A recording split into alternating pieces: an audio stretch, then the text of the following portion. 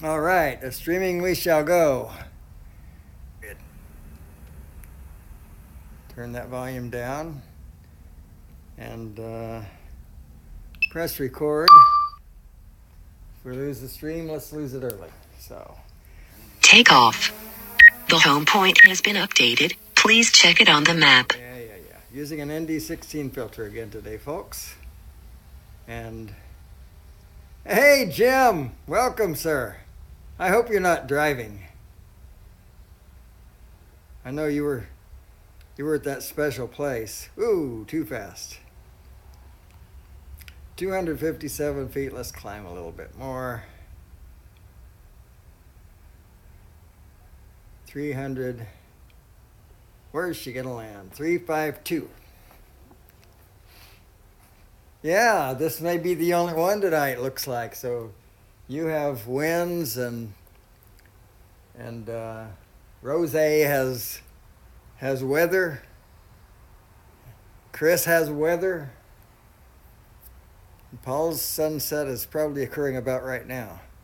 Mr. Hargrave, thanks for joining, sir. Welcome. So we're doing the flip side of the day this time. Oh, good. I'm glad you're parked, Jim.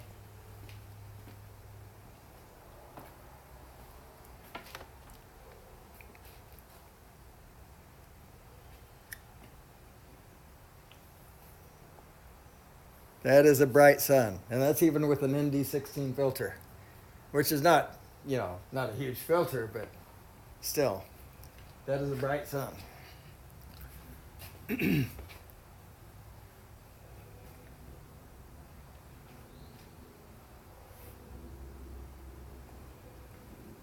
Trying to think what we could go visit that's in the west. There's that water tower that you probably can't see because the sun's so bright. I guess not. Yeah.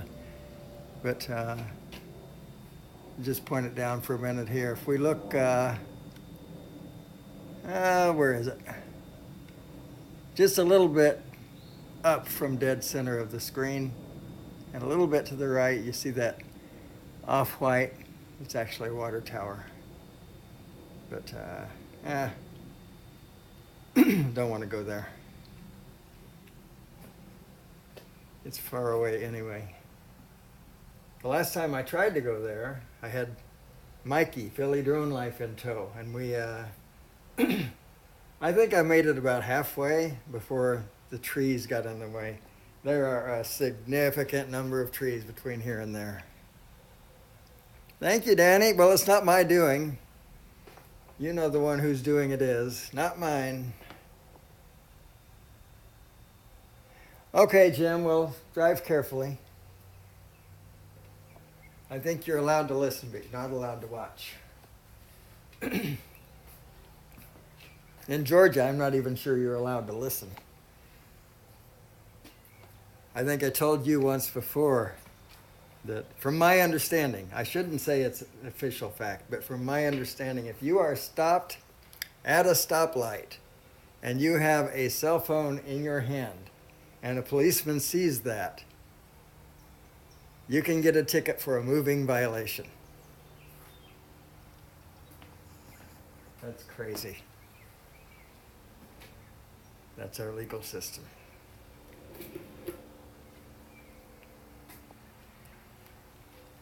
I usually like our legal system, don't get me wrong, but that's crazy.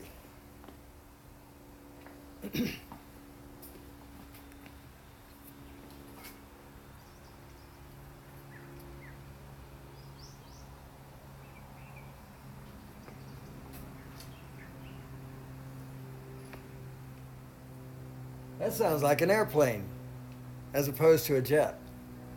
A prop plane. It is a prop plane. Wow, I haven't heard one of those for a while. Just checking to make sure he's not near me. I don't know where he is, but he's not near me.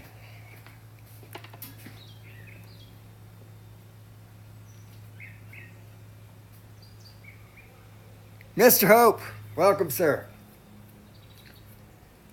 Thank you for joining. Drone Bum, hey, howdy. Hail, hail, the gang is all here.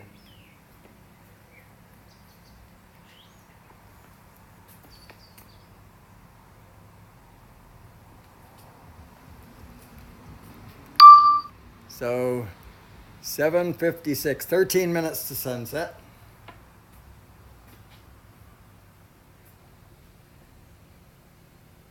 Mr. Carpenter, why did you retract your message? Oh well. Welcome, Mr. Carpenter.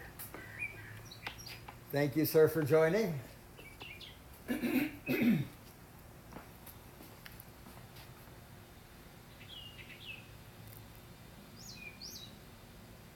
Okay, Steve. All right, well, do that carefully. How about you? How's the weather in California today? You gonna give us a sunset?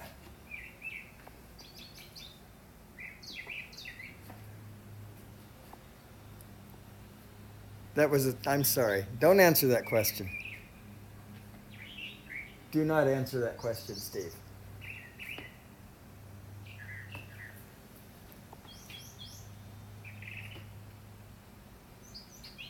Anyway, I hope that you can.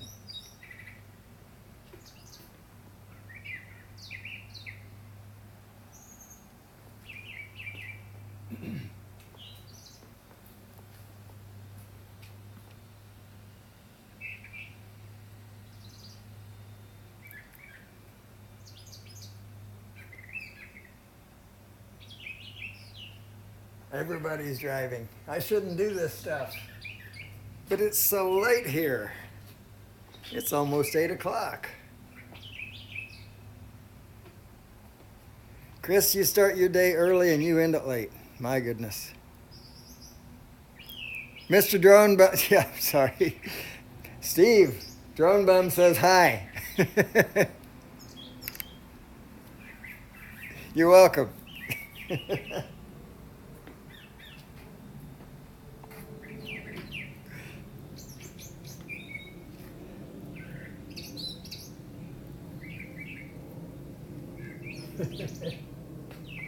Never ever bored when we're riding in the Ford. Got a speculator in the dash.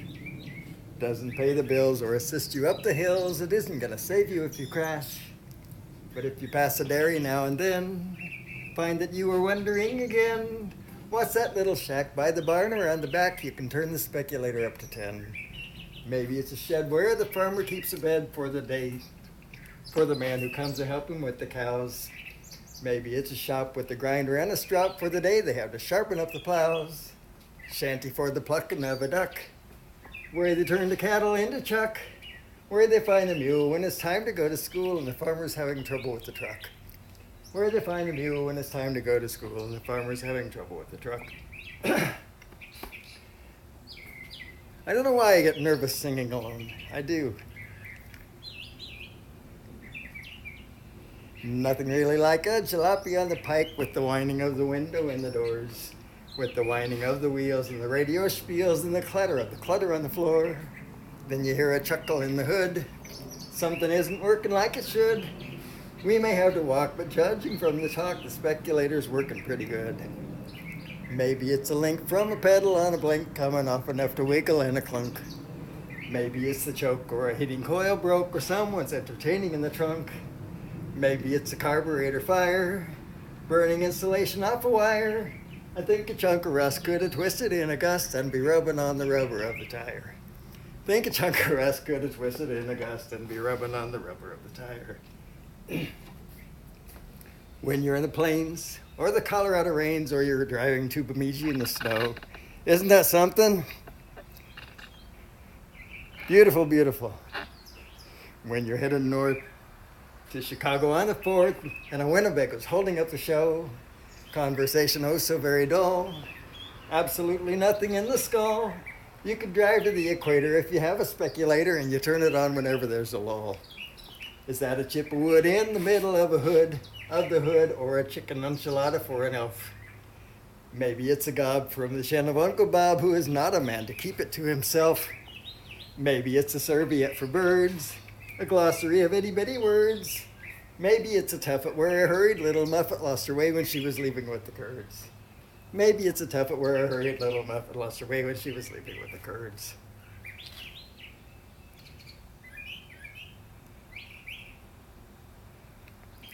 When you're nearly hit by a yuppie little twit with his good-for-nothing noggin on the phone, driving in your lane, swerving in your lane, doing 90 in the rain in a cloud of amaretto and cologne, you feel the anger and you start to work. Maybe now's the time to go berserk. Before you bop a vessel, let the speculator wrestle with another way of looking at the jerk.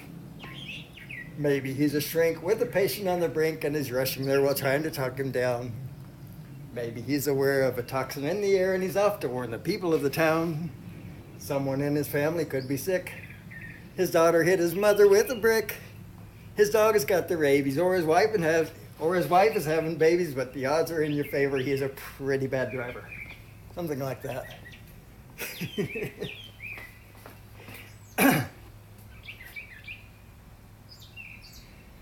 Beautiful sunset. Beautiful, beautiful, beautiful.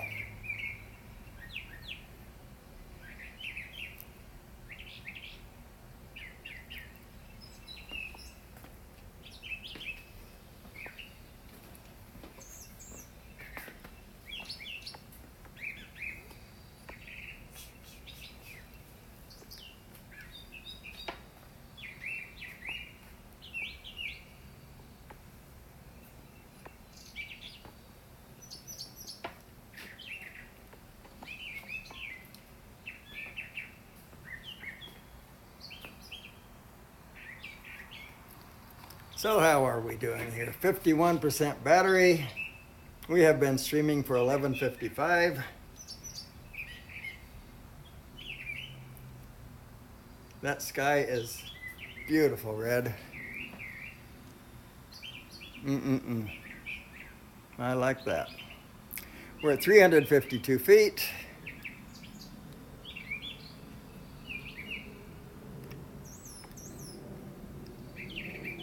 And I think 6 minutes to sunset. Is that right? I don't think that's right.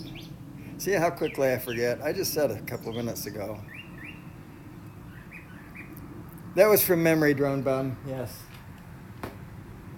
You heard a couple of missteps in there because it was from memory. All of the songs that I do from memory. Little Orphan Annie was from memory too. Danny didn't hear that. Maybe I should do that again. How much time do I have? 46% battery. Little Orphan Annie's come to our place to stay, to wash the cups and saucers up and brush the crumbs away, to shoo the chickens off the porch, to dust the hearth and sweep, to make the fire and bake the bread and earn her board and keep. And all us other chillins, when the supper things is done, we sit around the kitchen fire and have the mostest fun listening to the witch tales that Annie tells about, and the goblins that gets you if you don't watch out. Now once there was a little boy who wouldn't say his prayers, and when he went to bed at night away upstairs, his mammy heard him holler, his pappy heard him bawl. When they turned the kivers down, he wasn't there at all. They seeked him in the rafter room, the cubby hole, the press. They seeked him up the chimney flue and everywheres, I guess. And all they ever found was just his pants and roundabout. And the goblins will get you if you don't watch out. And once there was a little girl who'd always laugh and grin and make fun of everyone and all her blood and kin. And once when there was company and old folks was there, she mocked them and she shocked them and she said she didn't care. But just as she clicked her heels and turned to go and hide, there was two big black things standing by her side. They snatched her through that ceiling before she knowed what she's about. And the goblins will get you if you don't watch out. And little Orphan Annie says that when the blaze is blue and the lamp wick sputters and the wind goes woo, and you hear the crickets quit and the moon turns gray and the lightning bugs and dew is all squinched away, you better mind your parents and your teachers fond and dear, and cherish him that loves you, and dry the orphan's tear, and help the poor and needy ones that gathers all about, or the goblins will get you if you don't watch out.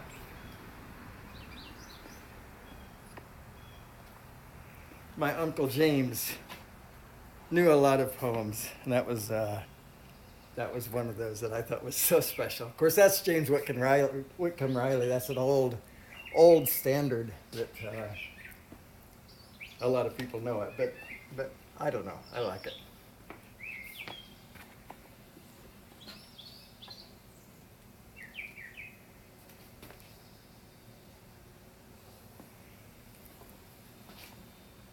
And I don't know how many people know that Joyce Kilmer, who died in the First World War, knew about drones. Did you know that? He wrote that famous poem about trees. I think that I shall never see a poem as lovely as a tree. See a tree whose hungry mouth is pressed against earth's sweet flowing breast. A tree that lifts her arms to pray, and a tree that looks at God all day and lifts her leafy arms to pray.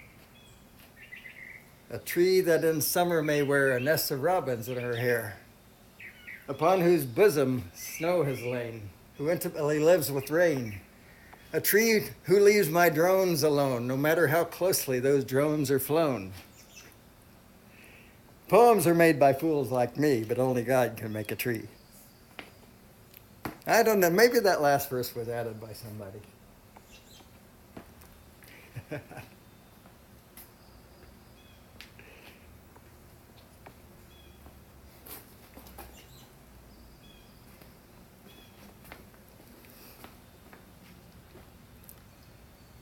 What a sky, huh, folks?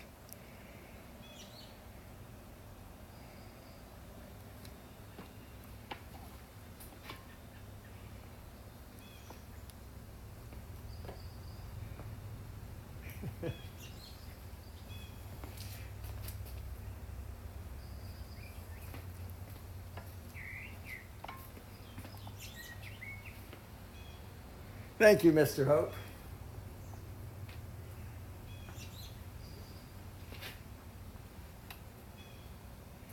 Yeah, we're about winding down here. The Osby drone is on, folks. We're down to 28% battery, and I currently have the warning set to 25, which I think, oh wait, is it set to 20 or 25? Let's see, it might be set to 20. 20 is where it is. So I'm going to let it roll here because oh, it's so gorgeous, and I am recording. I'll let it roll till it gets down to 25, and then we'll land it. I think I'm on my first battery, and the first battery is the one that has had the most use. So I'm just going to be cautious with it. Thank you, Mr. Carpenter, for the poem bit.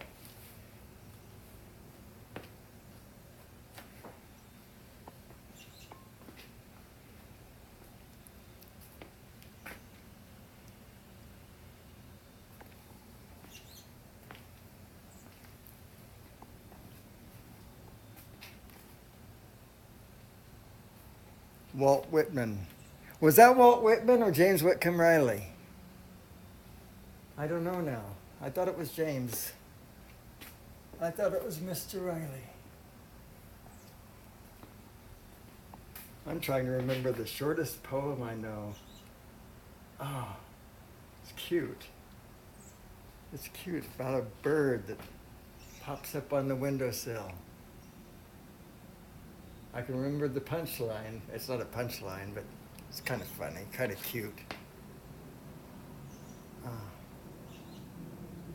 Ain't you ashamed, you sleepyhead? Oh, what is that poem? Doggone it. All right, so there we go. So, hey, folks. Hey, folks, thanks for joining. Thanks so much for joining. I had fun showing off, so what could I say? I'm just a big show-off, I guess. Anyway, I did enjoy it. Hush. I wish I could shut that up. We're still looking at the sun. Yes, we are. Cool.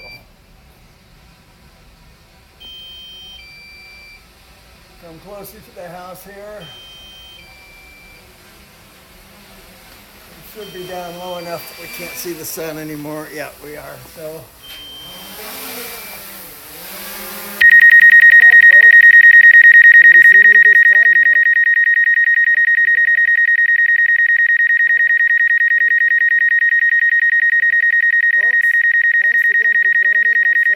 landing. the noise, but it's great to spend time with you and maybe show off a little bit. All right, so you take care, and we'll see you next time. Bye-bye for now.